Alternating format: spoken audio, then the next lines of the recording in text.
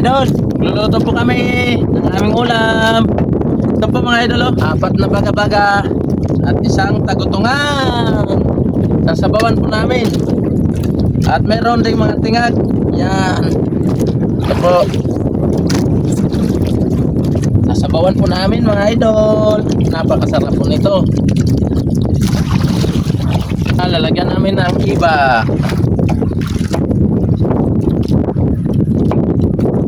Magmula ng tanggapin.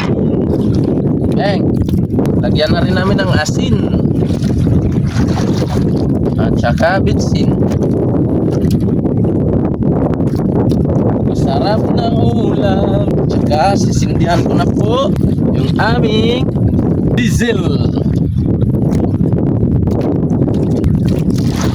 Okay, lapit na nasunog. Lapit na nasunog mga idol. Malapit na yung bigote nating masunog. Painitin lang po namin konti mga idol para yung diesel ay magliliyab agad. Lalakas yung apoy kapag mainit yung diesel. Okay. Tara mga idol. Wow! Wow! Lutong-luto na. Sarap mga idol, oh. Tagutungan. Yan. Sabaw. Wow! Grabe talaga. Kukunin ko yung tagutungan. Wow! Ang sarap. Ang laki ng atay niyan mga idol. Yan. Meron din kaming mga ganitong isda. Yan. Ang sarap-sarap naman. Meron pang iba.